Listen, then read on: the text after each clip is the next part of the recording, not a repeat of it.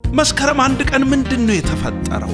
መስከረም አንድ ቀን 2018 በአዲስ ዓመት ምንድነው የሆነው ብሎ ለሚጠይቁ ሁሉ በቲክቶክ እና በቴሌግራም ገጻችን የመጽሐፍ ቅዱስ ጥናት አንድ ተብሎ ተጀመረ ነው መልሳችን። ዘፍጥረት ምዕራፍ 1 ቁጥር 1 እግዚአብሔር ሰማይንና ምድርን ፈጠረ ብሎ የጀመረው መጽሐፍ ቅዱሳችን ጳጉሜ 5 ቀን 2018 ራእይ ምዕራፍ 22 ቁጥር 21 የጌታችን የኢየሱስ ክርስቶስ ጸጋ ከሁላችን ጋር ይሁን አሜን ብሎ ሲደመድም እኛም የአንድ ዓመት የመጽሐፍ ቅዱስ ጥናታችንን እናጠናቅቃለን። መጋቢት 6 ቀን የዓመቱ አጋማሽ 6ኛ ወራችንን አስመልክቶ ልዩ ፕሮግራም አዘጋጅተናል።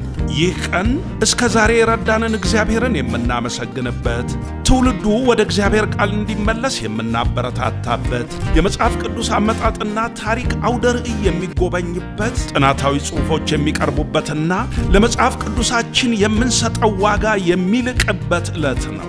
መጋቢት 6 ቀን እጅግ ከምንወዳቸው አገልጋዮች ጋር የእግዚአብሔርን ቃል የምንሰማበት፣ ከቃሉ የምንማርበት፣ ለእግዚአብሔር የምንዘምርበትና እግዚአብሔርን የምናመልክበት ቀን ነው። መጋቢት 6 ቀን መጽሐፍ ቅዱስ ተደራሽ ባልሆነባቸው አካባቢዎች ላይ የምናበረክተው ሁላችንም አንዳንድ መጽሐፍ ቅዱስ ይዘን እንድንመጣ በጌታ ፍቅር እንጠይቃችኋለን። በጌታ ፍቅር እናበረታታችኋለን። አድራሻ ካሳንቺስ በሚገኘው ዶክተር ማሙሻ ፋንታ በሚያገለግልበት በኢትዮጵያ ሕይወት ብርሃን ቤተ ክርስቲያን አዲስ ክርስቲያን ላይፍ አሴምብሊ በመለስ ፋውንዴሽን ትይዩ በሚገኘው ቅያስ ገባ ብሎ ነው።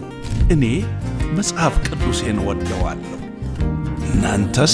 ቃልይሆን ትዝታዬ ቃልይሆን ትዝታዬ